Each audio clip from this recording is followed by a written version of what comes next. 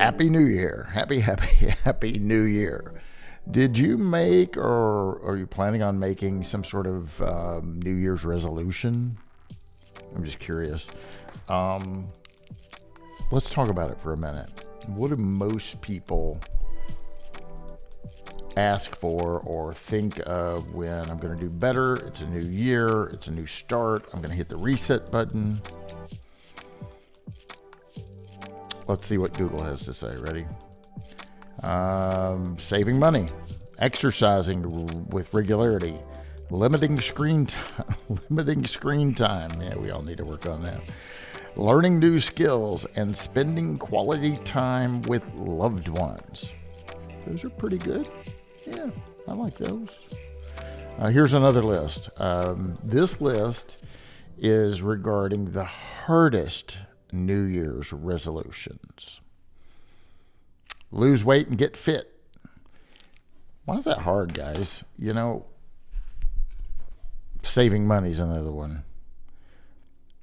If you keep more money than you spend, you will save money. If you burn off more calories than you take in, you will lose weight. It's just that simple. It's a math problem. So simple, but yet so very hard, isn't it? See what this list also says. Quit smoking. Learn something new. Eat healthier and diet. Get out of debt and save money. Spend more time with family.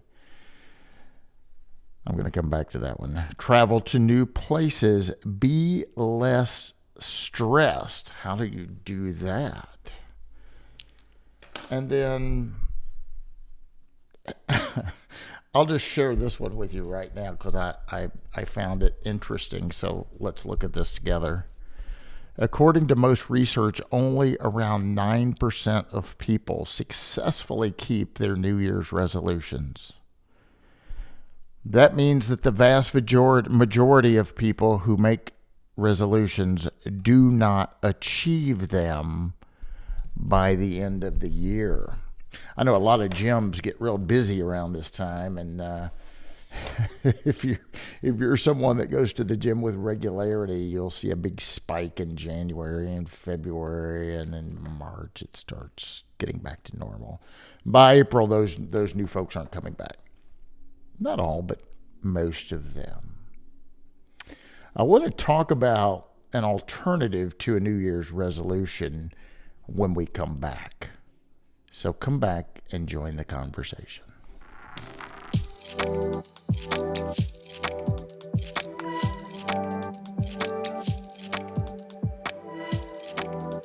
Hi, this is Bryan Reynolds. You're listening to the Appraisal Update podcast brought to you by Appraiser eLearning. I'd like to thank our sponsor, LIA Administrators and Insurance Services, for their continued support of the Appraisal Update podcast. Hey, you need some education? Check us out at AppraiserELearning.com. You'll be glad you did. We've got lots of courses and more on their way, and we hope to see you at an upcoming conference. The next one is in April in San Antonio, which we're super excited about. So let's talk just for a second. You know, I premise this by New Year's resolutions, and I don't know if you're a person that does those. I don't know if I ever have. I probably have. I just can't recall. But I know me. I've met me. And if I just make a pretty generalized resolution like that, I'm probably going to fail. And it said only about 9% maintain that commitment. So as a alternative to such an open-ended, I'm going to lose weight. Well, what's that mean? You're going to lose 5 pounds, 10 pounds, 15 pounds. What's your goal? And that's what I want to talk about for a minute. Instead of making a New Year's resolution, why don't you think about making goals? And you know, you can increase those goals as the year goes on. And my suggestion is to try to make small goals at first that are obtainable. Okay. I've talked a lot about me and not being an avid reader. And I've said it's a goal of mine. I talked to you about this book by Marcus Hill, Assessing My Value. I've had him on the podcast. He and I may be doing something. I don't know. Stay tuned for that. But I finished this book up, a whole book. I read a whole book. That's a big deal for me. It's a really good book. And recently I saw on one of the social media posts, a friend of mine, Josh Emick, had posted a picture of himself or a picture of a book and said, just finish this book up. It was a really, really good read. So I thought, man, I'm going to get that book. And the name of it is The Power of Positive Thinking by Norman Vincent Peale. And what was funny was over the last few days, I was at home and I looked down on the coffee table and I saw that, wait a minute. The Power of Positive Thinking by the same author. Wait a minute. Same book, different covers. This was on my desk at my office, and I knew that was the cover I'd bought. I'm like, what is... And Julie had bought this book. I guess maybe she saw Josh's comments as well. And I'm like, well, I want to read my book and not your book. But this was on the coffee table right in front of me, and I popped it open, and I'm like, man, that's a big book for Bryan. But I started reading it, brought it by the office today, and kind of compared it to this one. And I think I'm gonna stick with her book because this one's we got messed up pages here, shorter, and the print kind of cuts off at the bottom. But I started perusing a little bit of chapter 1, chapter 2, and the book itself is the same. And I want to tell you that I've already employed some of the techniques in this book. I just started reading it. Okay, so I'm only a little bit in. But at the end of the first chapter, there are 10 recommendations for positive thinking. And I've already employed some of those. And it actually has helped me. So I like being positive. I'm not always positive. I have downtime as well, and get a little depressed once in a while. And so I'm really excited about reading this book. And so my goal is to get through this book, which I intend on meeting that goal. And then my next goal is to pick up another book and get through it. I'd love to try and do maybe one a month. I don't know if that's attainable, so I'm not gonna hold myself to that. I mean, if I keep reading like I've been reading, I'll be able to knock it out in a week. But if I say one a month, I'd be very happy with that. And maybe I don't meet that goal. Maybe it's one every 2 months. That's still, for me, that's pretty good, okay? Because I get books and I read parts of them and I set them aside and I have a bad habit of not finishing it. I'll tell you what just happened, and I'm not going to go into great detail because I still don't know all the details and it's fresh. It just happened. One of the items said spend more time with family, and I'm going to encourage you to do that. I'm going to encourage you to reach out to those that you haven't spoken to in a while. Maybe you need to mend a relationship. So we were watching football yesterday, and my little cousin had tried to call me. Apparently didn't get me. She called on Julie's phone, and Julie handed me a phone, and I'm like, oh no, what? Something's, because as soon as I answered, and then she said, can you go somewhere private? And I said, of course.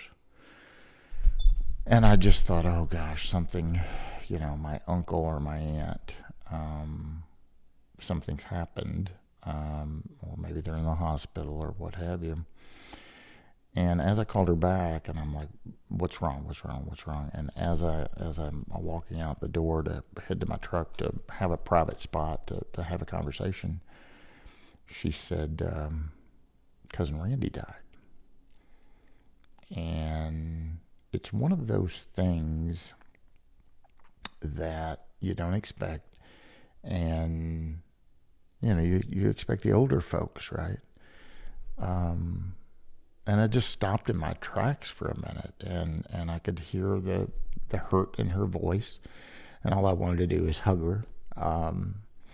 And so I went out to the truck, and we had a conversation. And I may talk more about this wonderful man in another broadcast, because he quite the worker and built an international company, and just an incredible story in and of itself. But what you thought was the picture of health, and he passed away.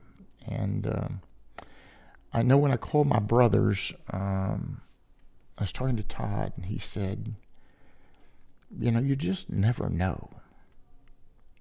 And he said, Bryan, it reminds me when I was a little kid that Mom and Dad set me down to have a conversation and to tell me that someone had passed away. And he said, I thought it was going to be Minnie, which was our great-grandmother, and she lived to be almost 100.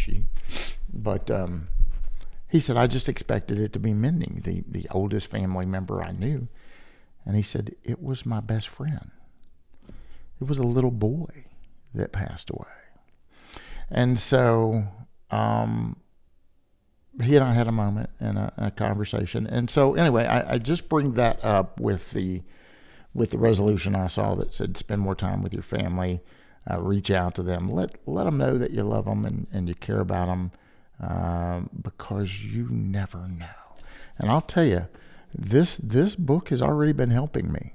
I've learned some new words. I'll tell you about one after the break.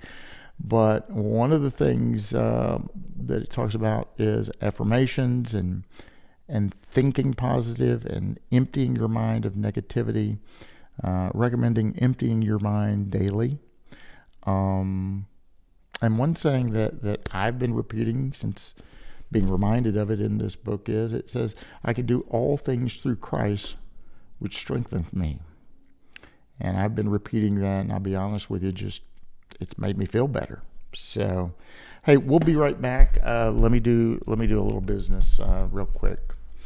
LIA has been a continued sponsor of the Appraisal Update podcast, and we certainly appreciate their support. For 45 years, LIA Administrators and Insurance Services have been offering insurance to valuation professionals just like you and me. They apply superior customer service, exceptional liability, education, and simply unparalleled claim defense to serve well over 10,000 real estate professionals all across our lands. They offer commercial bonds, general liability, cyber liability, and so much, much more. Check them out at liability.com to learn more how they can help you protect your business as well as yourself. And they offer all types of insurance coverage. So maybe for the new year, you ought to take a look at your current policy and see exactly what it covers, and then give my friends a call over at LIA and see if they can help you and make sure that you're well protected in your business. Okay. So I've talked a lot about, reading can make you smart, and I could use some smarts. And one of the things I do, it's helping educate me. I'll read this, and if there's a word that I don't know or I'm not sure of, I will look it up. And now I've just increased my knowledge a little bit, right? And I'm excited. I said that I like to learn new things. I get excited about that. And then when I learn something new, I like to pass that on to you folks. One of the things I also like about this book is it's full of stories from the very first chapter. And there's stories upon stories upon stories about a traveling salesperson, or about a colleague, or someone that they've bumped into. It talks about folks that feel defeated. It talks about folks that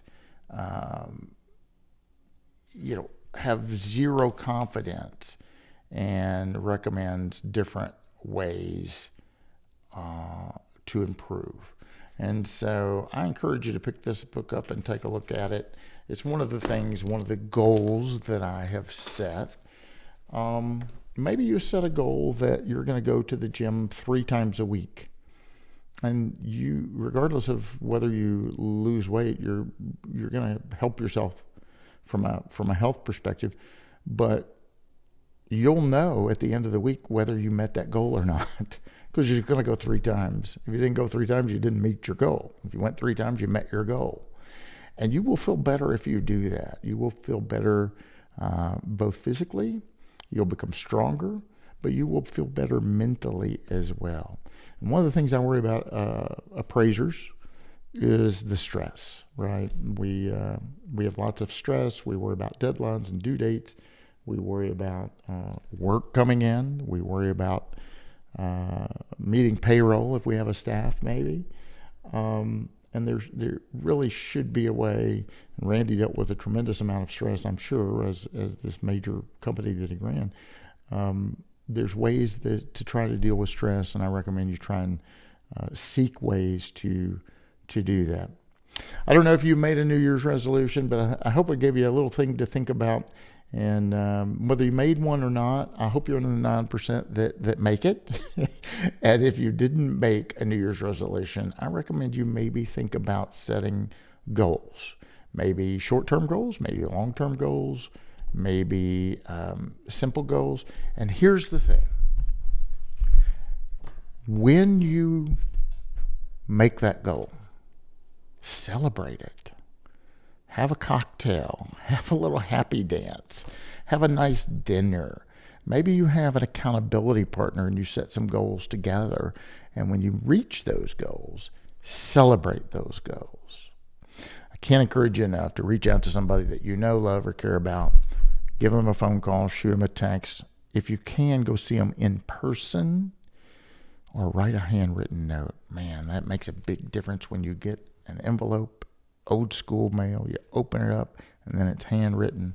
That really, really means a lot to the recipient, I promise you. Hope you're doing well. I hope you're making some money. I hope you had a great holiday. And I hope you're set for a productive, happy new year. I'm Bryan Reynolds, your host for the Appraisal Update Podcast. I hope to see you in San Antonio. Please come up and say hello to me. If you'd like to be a guest on the program, please reach out to us, any of us over at Appraiser eLearning. We'll see if we can make that happen. If you know of someone that you think might be a good guest, let us know that as well. Until next time, happy appraising. The Appraisal Update Podcast is brought to you by Appraiser eLearning.